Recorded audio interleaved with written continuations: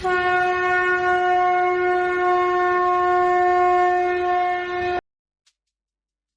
नमो नारायण। हिमालय कह रहा है। रचनाकार महायोगी पायलट बाबा जी। आरंभिक जीवन भाग 3। एक बार मैं शिलांग में एलिफेंट फॉल्स पर गया। जल का प्रपात बहुत ऊंचे पत्थर की चट्टान से गिर रहा था। सामने पत्थर की एक चट्टान थी। उस चट्टान पर जाकर मैं बैठ गया। कुछ ही देर में लगा मैं कहीं खोता जा रहा हूँ। मैं निद्रा की स्थिति में जाने लगा। पानी की बूंदें मुझ पर रह रह कर पड़ रही थी। मैंने बहुत प्रयत्न किया पर मैं उठ नहीं सका। मैं आवाज़ देना चाह रहा था पर बोल नहीं सका। धीरे धीरे सभी पेड़ पौधे घूमते नजर आने लगे। मैंने अपने आप को पहाड़ की पगडंडियों पर घूमते पाया। सभी दुकानें परिचित नजर आ रही थीं। सभी मकान अपने से दिखाई पड़ रहे थे। लोग उठ उठ कर मेरा स्वागत कर रहे थे। मैं कितनी राहों पर गुजरता, मोड़ों पर मुड़कर दिखाई पड़ता रहा। खासी लड़के और लड़कियां मेरे साथ घूम रहे थे। कोई फल खाने के लिए जोर दे रहे थे। मैं घूमते फिरते शहर के बाड़ बाजार में आ गया।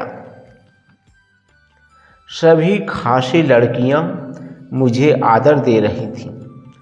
तांबुल पान खाने के लिए जोर दे रही थी। कोई चाय पीने के लिए कह रहा था। मुझे संतरे दे रहे थे, नमस्कार कर रहे थे। वहाँ से लौटकर एलिफेंट फॉल्स की ओर आ गया। एक बहुत जोर का धमाका हुआ। छोटा सा जहाज गिरा और पेड़ों से टकरा कर जलने लगा। और मैं धमाके की आवाज़ सुनकर एक झटके के साथ पत्थर की शिला से उठ गया। वहाँ तो कुछ भी नहीं था। यह मैं कैसा ख्वाब देख रहा था। मैंने इधर उधर देखा, कोई भी नज़र नहीं आ रहा था। तभी मैं उठकर जंगल की तरफ चल दिया। सभी कुछ अब परिचित नज़र आ रहा था। इन रास्तों से मैं कभी नहीं गुजरा था, न कभी किसी से मिला था, पर सभी कुछ ऐसा लग रहा था जैसे मैं अनेक बार इन रास्तों से गुजरा हूँ। मैं कुछ दुकानों के पास जाकर रुक गया। लगता था ये सभी दुकानदार मेरे परिचित हैं। मैं कुछ खासी लोगों से पूछ बैठा तो वे आश्चर्य कर बैठे। मुझे भी अपने आप पर विस्मय होने लगा कि मैं कैसे खासी भाषा बोल गया। मैंने जिन लोगों के बारे में पूछा था वे कभी वहाँ थे, परंतु वह 50 वर्ष पहले मर चुके थे। कोई सैकड़ों वर्ष पूर्व मरा था तो कोई 20 साल पहले। एक दो वृद्ध पुरुष मिल गए थे, उनसे मैं बातें कर रहा था। वे मुझे सब कुछ समझा रहे थे। मुझे वृद्ध ने बताया, तुम्हें दिव्य अनुभूतियां होने लगी हैं। तुम वायुसेना के अधिकारी को सतर्क कर दो कि कल कोई भी यान यहाँ से उड़ान न भरे, नहीं तो वह गिरकर राख हो जाएगा। बस केवल कल भर। तुम्हें कल होने वाली घटना की अनुभूति हुई है। बूढ़े के साथ टहलता हुआ वापस होने लगा। कुछ देर चलने के बाद बूढ़े ने कहा, क्या तुम मुझे 2 रुपये नहीं दोगे? मैंने मुड़कर देखा तो वे मेरे पूर्व परिचित बाबा थे। मैं उन्हें 2 रुपये देकर कैंपस आ गया। अपने दोस्तों से कहा तो वह मेरा मजाक उड़ाने लगे। अधिकारियों से कहा तो मुझे मस्तिष्क चेक कराने की सलाह देने लगे कि कहीं मेरा दिमाग खराब हो गया है। मैंने बहुत प्रयास किया पर मेरी बात पर किसी ने ध्यान नहीं दिया और वह घटना होकर ही रही। दूसरे दिन ही आटर छोटा सा विमान एलिफेंट फॉल्स के पास पेड़ों से टकरा कर गिर गया और जल कर राख हो गया। चालक जो मेरा मजाक उड़ा रहा था यह देखने के लिए नहीं रहा। मुझे लोग परेशान करना चाहते थे कि मुझे यह कैसे पूर्व जानकारी थी। मैं अपनी भावातीत स्थिति का रूपक पेश करता तो लोग हंसने लगते थे, पर जो होना था वह होकर रहा। शिलोंग शहर में आकर मैं मालती तिवारी से मिला, जो सिंघानिया गर्ल्स कॉलेज की प्रधान प्राध्यापिका थी। उनकी छोटी बहन माधुरी से भी मुलाकात हुई। वे दोनों काशी हिंदू विश्वविद्यालय की छात्रा रह चुकी थी। मालती बिरला फर्म में ब्रिटेन में कार्यरत थी, तब उससे भेंट हुई थी। उन लोगों के साथ बनारस के नाते भेंट होती रही। शीला भी बनारस से आई थी, वह भी वहाँ पर गणित की हेड थी। मेरे दिन अच्छे गुजर रहे थे। मैं शिलांग की घाटियों में घुल मिल गया था। झील में वोटिंग क्लब का सबसे तीव्र बोट चलाने वाला सदस्य था। मेरे लिए हमेशा एक बोट रिजर्व रहता था। पाइनवुड होटल का हर कर्मचारी मुझसे परिचित था। SI फॉल्स हैप्पी वैली की सड़कों पर मैं प्रायः कार लेकर दौड़ा करता था। गोल्फ मैदान का कड़ मुझसे परिचित था।